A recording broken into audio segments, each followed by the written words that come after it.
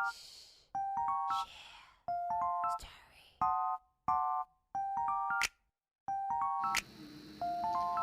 teman-teman, selamat pagi. Sebelumnya, Assalamualaikum warahmatullahi wabarakatuh.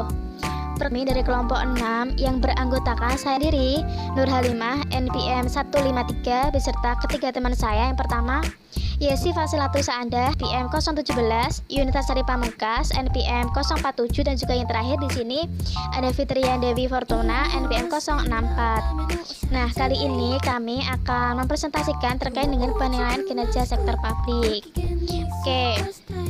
Untuk pembahasan yang pertama di sini akan dijelaskan oleh saya sendiri, Nur Halimah. Baik, langsung aja kita belajar bareng-bareng ya teman-teman. Selamat menyaksikan. Suatu sistem yang bertujuan untuk membantu manajer publik itu dalam menilai pencapaian suatu strategi yang melalui alat ukur finansial maupun alat ukur non-finansial. Nah, sistem penilaian dari kinerja ini dapat dijadikan sebagai alat pengendalian organisasi karena diperkuat dengan menetapkan reward and punishment system. Penilaian kinerja sektor publik di sini dilakukan untuk memenuhi yang pertama itu untuk membantu memperbaiki kinerja pemerintahan yang berfokus pada tujuan maupun sasaran unit kerja yang bisa meningkatkan efisiensi serta efektivitas organisasi sektor publik dalam pemberian pelayanan publik. Untuk yang kedua di sini untuk mengalokasikan sumber daya dan juga pembuatan keputusan, dan untuk yang terakhir di sini untuk mewujudkan pertanggungjawaban publik serta memperbaiki komunikasi kelembagaan. Nah, untuk pihak legislatif di sini menggunakan penilaian kinerja ini digunakan untuk menentukan kelayakan biaya pelayanan atau yang disebut dengan cost of service yang dibebankan ke masyarakat pengguna jasa publik. Maka di sini pemerintah itu wajib untuk meningkatkan efisiensi serta efektivitas pelayanan publik agar masyarakat itu juga merasakan peningkatan kualitas serta kuantitasnya. Nah, untuk kinerja sektor publik ini yang bersifat multidimensional adalah sehingga tidak ada indikator tunggal yang dapat digunakan untuk menunjukkan kinerja secara komprehensif.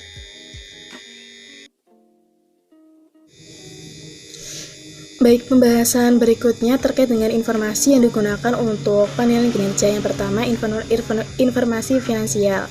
Penilaian kinerja yang dilakukan dengan menganalisis varians antara kinerja aktual maupun yang dianggarkan. Nah, fokus analisis ini yang pertama adalah varians pendapatan atau revenue variance. Yang kedua, varians pengeluaran atau expenditure variance. Yang ketiga, varians belanja rutin. Yang selanjutnya, varians belanja investasi atau modal. Nah, selanjutnya identifikasi penyebab terjadinya varians ini hingga paling level bawah adalah untuk mengetahui spesifik mana yang bertanggung jawab terhadap terjadinya varians sebagai akibat tingkat manajemen paling bawah. Dan analisis varians itu belum cukup untuk mengukur kinerja karena masih adanya keterbatasan yang terjadi dengan kesulitan menetapkan signifikan besarnya varians. Oke, baik. Yang selanjutnya itu terkait dengan informasi non-finansial yang dapat menambah keyakinan terhadap kualitas proses pengendalian manajemen. Teknik penilaian yang bersifat komprehensif ini serta banyak yang dikembangkan dari beberapa organisasi dewasa termasuk balance scorecard. Dengan balance scorecard ini, kinerja organisasi itu diukur tidak hanya berdasarkan aspek finansial maupun juga aspek non-finansial. Di sini terdapat 4 aspek untuk penilaian melalui balance scorecard. Yang pertama itu perspektif finansial, yang kedua perspektif kepuasan, yang ketiga perspektif efisiensi, yang keempat adalah perspektif pembelajaran maupun pertumbuhan. Yang selanjutnya itu variabel kunci atau key result factor, termasuk jenis informasi non-finansial yang merupakan variabel yang mengidentifikasikan faktor-faktor yang menjadi sebab kesuksesan suatu organisasi. Karakteristik variabel kunci ini yaitu yang pertama itu menjelaskan faktor pemicu keberhasilan maupun kegagalan dalam suatu organisasi. Yang kedua itu sangat volatil dan juga dapat berubah dengan cepat. Selanjutnya, perubahan itu tidak dapat diprediksi dan juga perlu ambil tindakan misalkan nanti terjadinya suatu perubahan. Nah, yang terakhir di sini variabelnya itu dapat diukur baik secara langsung maupun melalui ukuran perantara.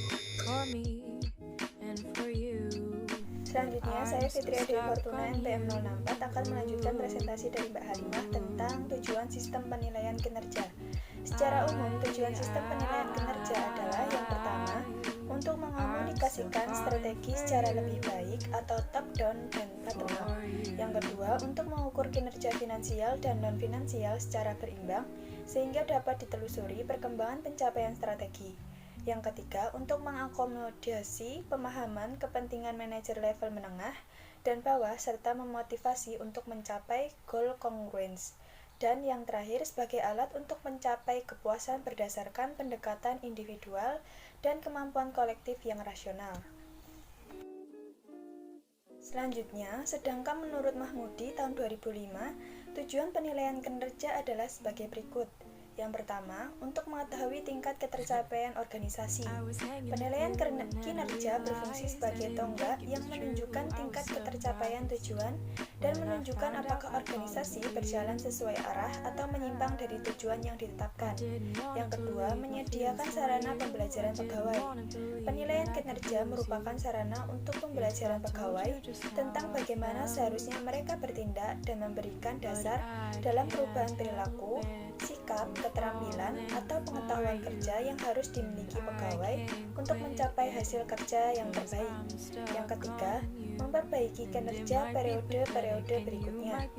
Penerapan penilaian kinerja dalam jangka panjang bertujuan untuk membentuk budaya berprestasi di dalam organisasi dengan menciptakan keadaan di mana setiap orang dalam organisasi dituntut untuk berprestasi. Yang keempat, memberikan pertimbangan yang sistematik dalam pembuatan keputusan, pemberian penghargaan, dan hukuman. Organisasi yang berkinerja tinggi berusaha menciptakan sistem penghargaan seperti kenaikan tunjangan, promosi, atau hukuman seperti penundaan promosi atau teguran, yang memiliki hubungan yang jelas dengan pengetahuan, keterampilan, dan kontribusi terhadap kinerja organisasi. Lalu yang selanjutnya, memotivasi pegawai. Dengan adanya penilaian kinerja yang dihubungkan dengan manajemen kompensasi, maka pegawai yang berkinerja tinggi atau baik akan memperoleh penghargaan. Dan yang terakhir, menciptakan akuntabilitas publik. Penilaian kinerja menunjukkan seberapa besar kinerja manajerial dicapai yang menjadi dasar penilaian akuntabilitas. Kinerja tersebut harus diukur dan dilaporkan dalam bentuk laporan kinerja sebagai bahan untuk mengevaluasi kinerja organisasi dan berguna bagi pihak internal maupun eksternal organisasi. Selanjutnya, manfaat penilaian kinerja. Yang pertama, memberikan pemahaman mengenai ukuran yang digunakan untuk menilai kinerja manajemen. Yang kedua, memberikan arah untuk mencapai target kinerja yang telah ditetapkan. Yang ketiga, untuk memonitor dan mengevaluasi pencapaian kinerja dan membandingkannya dengan target kinerja serta melakukan tindakan korektif untuk memperbaiki kinerja. Yang keempat, sebagai dasar untuk memberikan penghargaan dan hukuman atau reward and punishment secara objektif atas pencapaian prestasi yang diukur sesuai dengan sistem pengukuran kinerja yang telah disepakati. Yang selanjutnya, sebagai alat komunikasi antara bawahan dan pimpinan dalam rangka memperbaiki kinerja organisasi. Selanjutnya, membantu mengidentifikasi apakah kepuasan pelanggan sudah terpenuhi. Selanjutnya, membantu memahami proses kegiatan instansi pemerintah. Dan yang terakhir, memastikan bahwa pengambilan keputusan dilakukan secara objektif. Saya Yasifa Silatu Saada, NPM 18133100017, ingin mempresentasikan tentang mekanisme penilaian kinerja organisasi sektor publik. Yang pertama ada mekanisme proses pengukuran kinerja. Nah, di sini tuh ada mendefinisikan misi, penetapan tujuan, sasaran, dan strategi perusahaan. Nah, di sini itu misi itu bertujuan meyakinkan adanya satu kesatuan tujuan di dalam perusahaan. Sasaran merupakan tujuan organisasi yang sudah dinyatakan secara eksplisit dengan disertai batasan waktu yang jelas. Nah, strategi itu adalah cara atau teknik yang digunakan organisasi untuk mencapai tujuan dan sasaran. Yang kedua itu ada penetapan dan pengembangan indikator.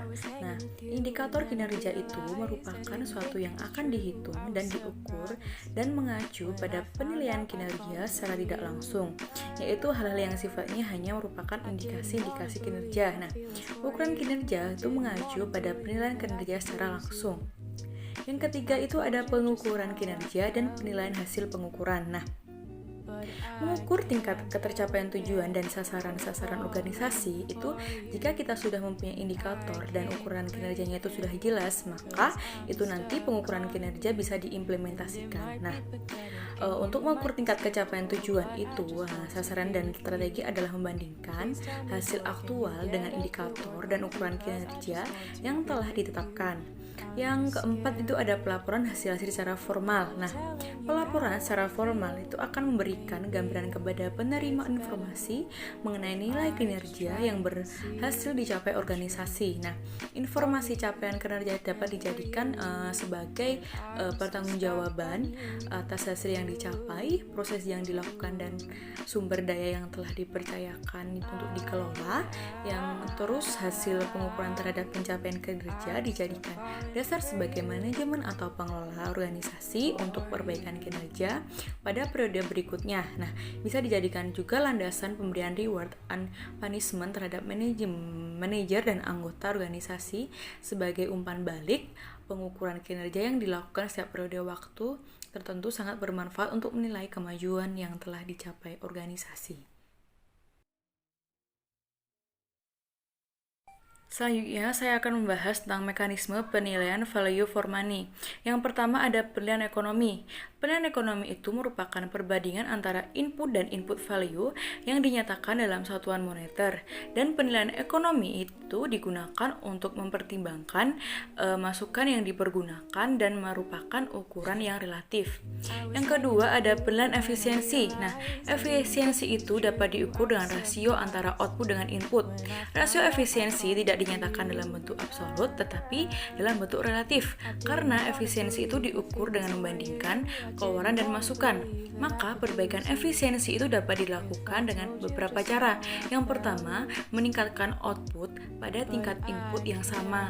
Yang kedua, meningkatkan output dalam proporsi yang lebih besar daripada proporsi peningkatan input.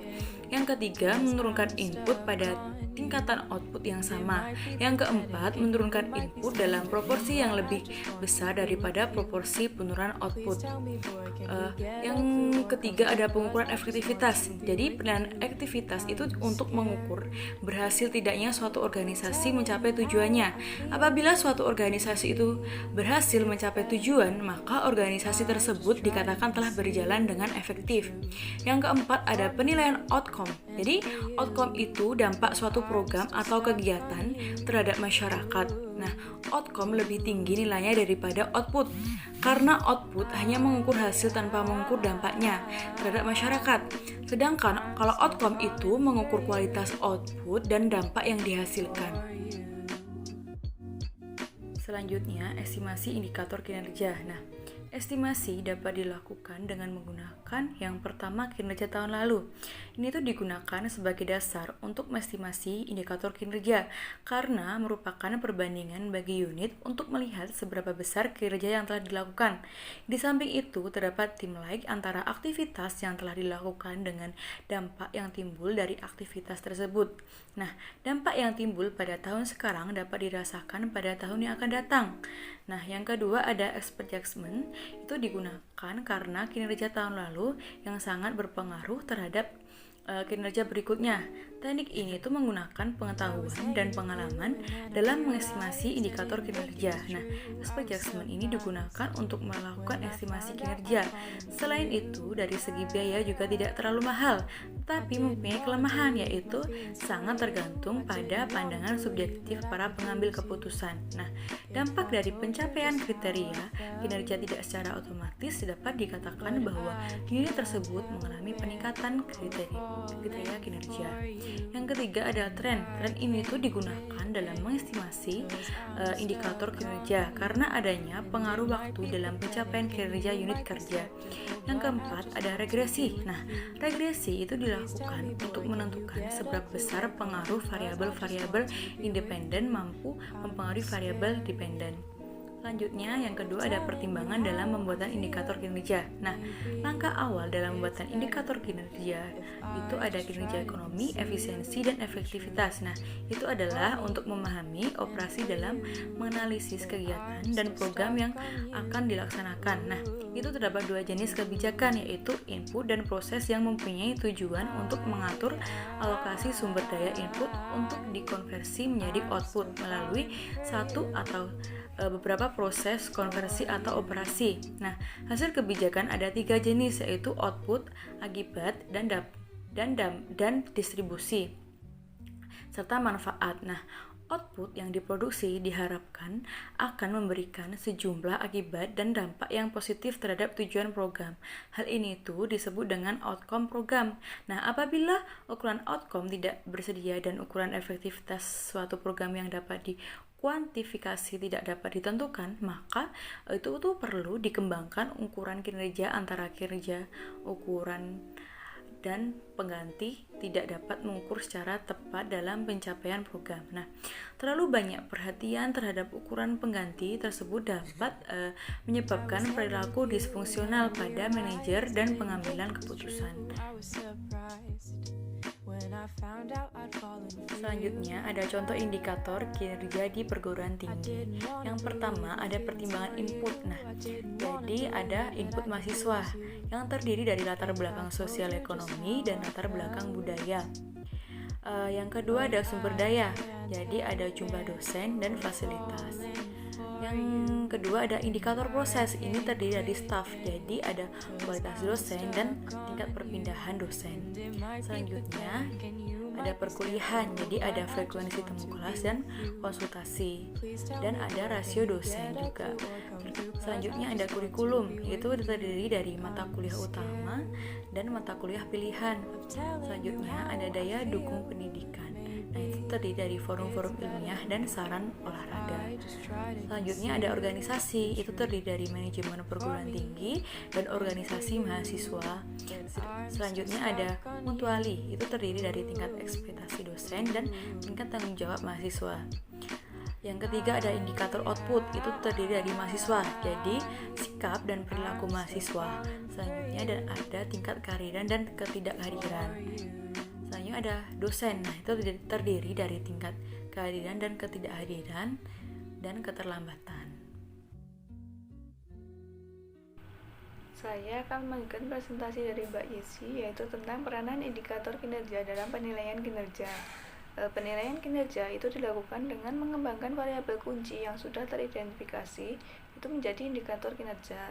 Nah, untuk mengetahui tingkat capaian kinerjanya itu, indikator membandingkan dengan target kinerja atau standar kinerjanya. Dan tahap terakhir yaitu evaluasi kinerja yang hasilnya berupa feedback, reward, dan punishment kepada manajer pusat pertanggungjawaban. Selanjutnya adalah bentuk-bentuk indikator kinerja. Yang pertama adalah faktor keberhasilan utama organisasi atau critical success factor adalah suatu area yang mengindikasikan kesuksesan kinerja unit pekerja organisasi, di mana area ini merefleksikan preferensi manajerial dengan memperhatikan variabel-variabel kunci finansial dan non-finansial pada kondisi waktu tertentu, dan harus secara konsisten itu mengikuti perubahan yang terjadi dalam organisasi. Kemudian yang kedua adalah indikator kinerja kunci atau key performance indicator adalah merupakan sekumpulan indikator yang dapat dianggap sebagai ukuran kinerja kunci baik yang bersifat finansial maupun non-finansial untuk melaksanakan operasi dan kinerja unit bisnis. Kemudian indikator ini digunakan oleh manajer itu untuk mendeteksi dan memonitor capaian kinerja. Komponen indikator kinerja. Yang pertama, biaya pelayanan atau cost of service, di mana indikator biaya diukur dalam bentuk biaya unit. Misalnya, biaya per unit pelayanan atau panjang jalan yang diperbaiki, jumlah ton sampah yang terangkut, dan biaya per siswa. Nah, beberapa pelayanan mungkin tidak dapat ditentukan biaya unitnya itu karena output yang dihasilkan tidak dapat dikuantifikasi atau tidak ada keseragaman tipe pelayanan yang diberikan. Nah, untuk kondisi tersebut, maka dibuat indikator kinerja produksi, misalnya belanja per kapita. Yang komponen yang kedua adalah penggunaan atau utilization, di mana indikator ini membandingkan antara jumlah pelayanan yang ditawarkan atau supply of service dengan permintaan publik atau public demand, di mana indikator ini harus mempertimbangkan frekuensi publik sedangkan pengukurannya itu berupa absolut atau persentase tertentu. Misalnya persentase penggunaan kapasitas. Contoh yang lain itu rata-rata jumlah penumpang per bus yang dioperasikan, dan indikator kinerja ini dapat digunakan untuk mengetahui frekuensi operasi atau kapasitas kendaraan yang digunakan pada tiap-tiap jalur. Kemudian komponen yang ketiga yaitu kualitas dan standar pelayanan atau quality and standard, di mana indikator ini merupakan indikator yang paling sulit diukur karena menyangkut pertimbangan yang sifatnya itu subjektif. Contohnya, perubahan jumlah komplain masyarakat atas pelayanan tertentu. Kemudian, komponen yang keempat adalah cakupan pelayanan atau coverage, di mana indikator ini perlu dipertimbangkan jika terdapat kebijakan atau peraturan perundangan yang mensyaratkan untuk memberikan pelayanan dengan tingkat pelayanan minimal yang telah ditetapkan. Kemudian komponen yang terakhir adalah kepuasan atau satisfaction, di mana indikator kepuasan ini diukur melalui metode jejak pendapat secara langsung. Dan bagi pemerintah daerah, metode penjaringan aspirasi masyarakat dapat digunakan untuk menetapkan indikator kepuasan. Namun, dapat juga digunakan indikator proksi, misalnya jumlah komplain. Dan pembuatan indikator kinerja tersebut itu memerlukan kerjasama antar unit kerja. Syarat-syarat yang harus dipenuhi dalam penilaian kinerja menurut Mutia 2009 yaitu yang pertama, spesifik dan jelas untuk menghindari kesalahan interpretasi. Yang kedua, dapat diukur secara objektif, baik secara kualitatif maupun kuantitatif. Yang ketiga, menangani aspek-aspek yang relevan. Yang keempat, harus penting atau berguna untuk menunjukkan keberhasilan input, output, hasil atau outcome, manfaat maupun dampak serta proses. Yang kelima, fleksibel dan sensitif terhadap perubahan pelaksanaan. Dan yang terakhir adalah efektif. Dalam arti datanya itu mudah diperoleh, diolah, dianalisis dengan biaya yang tersedia. Adapun indikator dalam penilaian kinerja menurut Mutia 2009 yaitu sebagai berikut. Yang pertama, indikator kinerja input atau masukan, yaitu indikator yang dibutuhkan agar pelaksanaan kegiatan dapat menghasilkan keluaran yang ditentukan, misalnya dana, SDM, informasi, dan lain-lain. Yang kedua, indikator kinerja output atau keluaran, yaitu sesuatu yang diharapkan langsung dicapai dari suatu kegiatan yang berupa fisik maupun non-fisik. Kemudian yang ketiga, indikator kinerja outcome atau hasil, yaitu segala sesuatu yang mencerminkan berfungsinya keluaran atau output kegiatan pada jangka menengah atau efek langsung. Kemudian yang keempat, indikator kinerja benefit atau manfaat, yaitu sesuatu yang terkait dengan tujuan akhir dari pelaksanaan kegiatan. Dan yang terakhir adalah indikator kinerja impact atau dampak, yaitu pengaruh yang ditimbulkan baik positif maupun negatif pada setiap tingkatan indikator berdasarkan asumsi yang telah ditetapkan.